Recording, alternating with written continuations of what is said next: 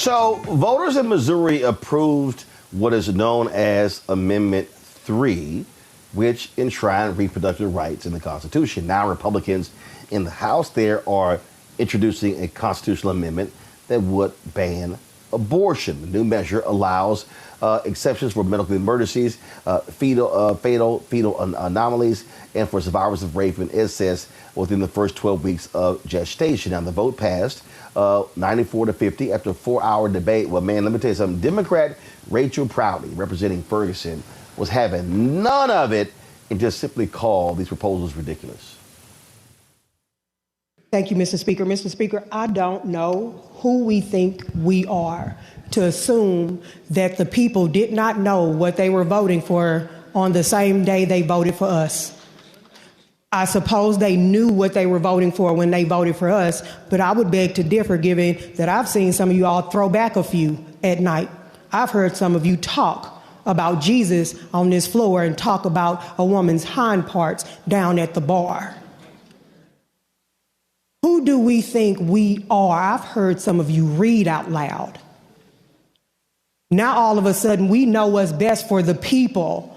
It's funny when we dilly-dally and choose when the people know best and when they can't. We use meritocracy so much in here, we think that that's actually how we got here.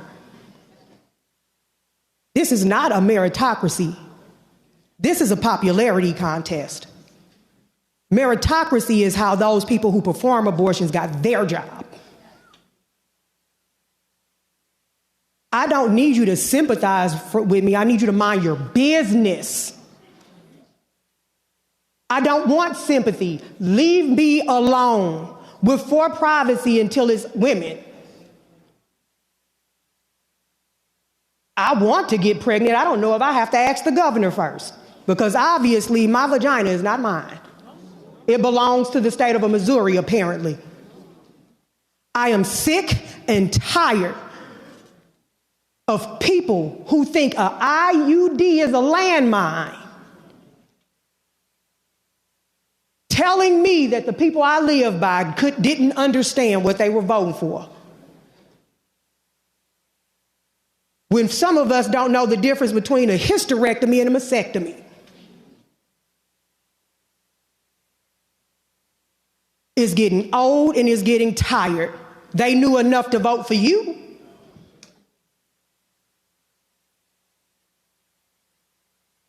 We got to pay for people's penis pills. I wouldn't even be halfway amenable if we said that we were going to stop paying for abortions if y'all leave us alone. You think you're stopping abortions with these ridiculous bills? You're not. You're stopping safe, legal abortions. People are going to still have abortions. So if you want to be pro-life, let's try being pro-quality of life first. This is the same body who wants to demand senior citizens work so that they can get unemployment or disability or have to apply for jobs. What are we talking about here? We're so busy being dystopian, we do very little for quality of life. You want to do something for the children? Do something for those foster kids. Let's close down these so-called religious rants where they feeling on the children. Let's do that first. Stop making it seem like a woman's worth is just between our legs. For God's sake, goodness gracious. We just had a hearing talking about abortion where we would charge a victim of rape and incest with murder while her rapist would get less time for violating her human rights. And y'all have the nerve to sit here and talk about science and think the world is 2,000 years old. And y'all gonna tell me about science. The same people who say, I don't believe in pronouns. I is a pronoun. Meritocracy.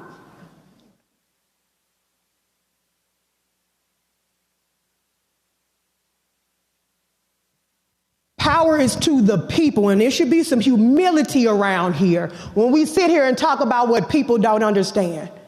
The only thing that people don't understand is the way y'all flip when you get here, telling them that you would be their voice when you get here.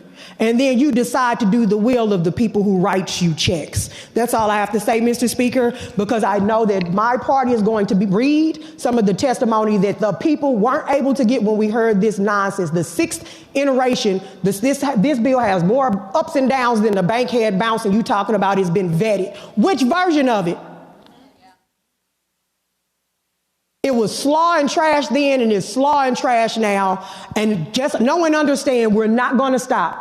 The will of the people is going to continue, and in the event the governor signs it, it'll be me outside with them clipboards getting the signatures again, like we did after y'all did this foolishness in 2019, where I had to sit and tell my colleague there is no such thing as consensual rape.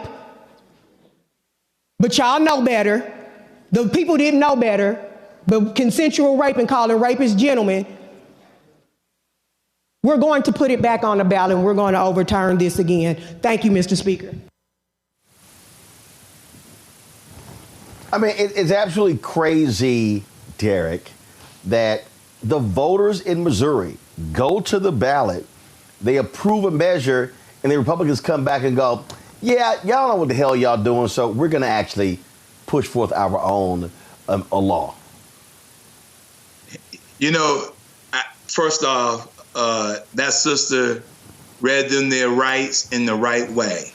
But we know, Roland, that this is something that the Republicans playbook from the federal level down to the state level. You know, this is one of those, oops, my bad, I didn't know the stove was hot. Oops, my bad, I didn't know that this executive order was going to disrupt Harvard.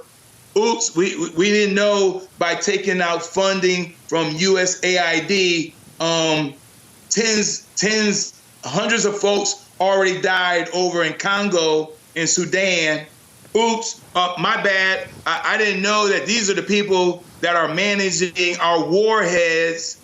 Oops, right? This is just crazy, Roland. This is like the horrible Hollywood film that we keep watching. These Republicans, we got to call them out at all levels of government, because they continue to do these things and they don't think that we're going to call them out on it, right? I watched another example of a sister by the name of Jasmine Crockett. And I was watching C-SPAN, Roland, yesterday, and she called them out. How dare you going to talk about you all want to go after law, and you got a 34 convicted felon president? How are you not going to bring these citizens back from El Salvador? This goes more beyond just saying oops. And so I appreciate that sister laying it out. Typically, as you well know, Roland, we don't often use words like vagina in the chamber. We don't typically, right? But we gotta, goes beyond just decorum. This goes beyond just diplomacy.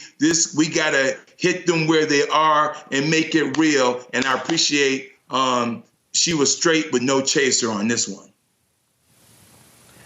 I just don't understand, Matt, what's the whole point of there being a constitutional amendment that voters voted on and passed overwhelmingly, and then you come back and propose a constitutional amendment to undo what the voters literally just did in November? Because there's no risk. There's no risk. There's no risk of an immediate recall. There's no risk of the voters remembering long enough to vote you out next time you come up for the next cycle. There's no risk. I mean, we talk about this on this show all the time. Representative politics, where the representatives are doing whatever keeps them in politics and not serving the people. I mean, that's crazy, right? It's a crazy idea. It would make more strategic sense if there had not been a vote by the people at large on this, and some Republican just, recommended this constitutional amendment. But to your point, they are literally having to undo what the people have already said they wanted. So, like with all the crises we talk about on this show, this is a crisis of representative democracy, representative government. point? What is the point of having somebody go to the state house in Jefferson to allegedly vote on your behalf or vote in your interest if you can express your interest via a direct referendum and they can say, kick rocks, we don't care what you want? I mean, that's all this is.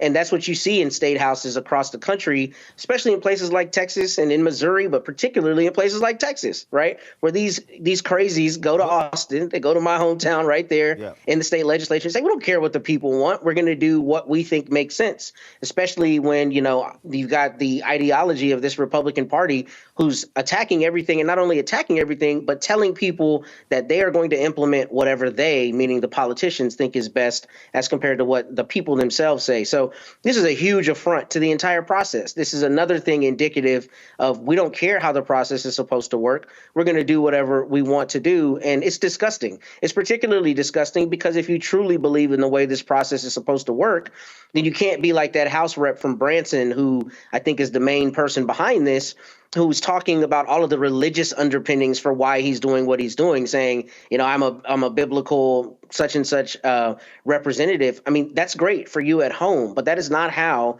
government is supposed to work. You aren't supposed to be strong arming the will of the people because of your own ideological or religious or personal beliefs. And that's what you're seeing here. It's these politicians supplanting what they want over the will of the people who have, you know, demonstrably spoken in response to that recent election. That's all it is. They don't care, and there's no risk for not caring. But Michael, this is what Republicans do. We saw that they do this exact same thing when it came to a redistricting commission in Michigan and Ohio. We saw the same thing happen in Utah as well. And so whenever we see voters go to the polls, we see Republicans trying to undo what the voters just did. Absolutely. I call Republicans the baby's kids of politics because they don't die, they multiply. They keep coming back over and over again. They keep trying to repeal, overturn. They don't stop. They don't give up. This is what they do. And what they're pushing basically is white Christian nationalism. This is what this is. This is white Christian nationalism. And they're trying to grow the white population as well. OK, and this is connected to what the story you just did either yesterday or the day before, Roland, with Donald Trump floating $5,000 for new mothers, expected mothers, things like this, targeting white women, white college age women, things like this, so they can expand their population. And that was State Representative Brian Seitz, SEITZ, that Matt was referencing. And Brian Seitz said, I make decisions from a biblical worldview.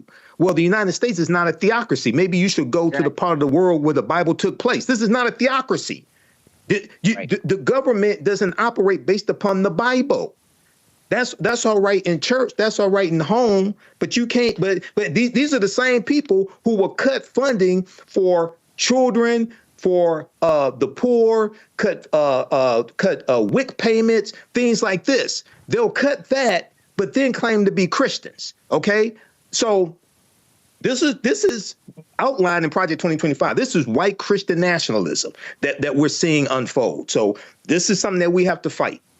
Hello, I'm Isaac Hayes III, founder and CEO of Fanbase. Listen to what I'm about to tell you.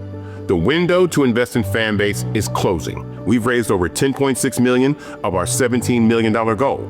That means there's room for less than 6,370 people to invest in Fanbase for the average amount. The minimum to invest in Fanbase right now is $399. That makes you an owner in Fanbase today. Go to startengine.com/fanbase to invest. Why? Because current social apps have taken advantage of users for far too long, with content suppression, shadow banning, harmful racist content, and no real tools for monetization and equity. Fanbase has over 1.4 million users and counting, allowing anyone to reach all their following and monetize their content from day one. Social media is the new TV, and whoever owns the apps that distribute that content have the opportunity to own potential billion-dollar companies. While big platforms with uncertain futures are failing to serve their users, Fanbase is stepping up to fill the gap. Don't wait until it's too late. Invest now, invest for yourself and your future. Go to startengine.com/fanbase and own the next generation of social media.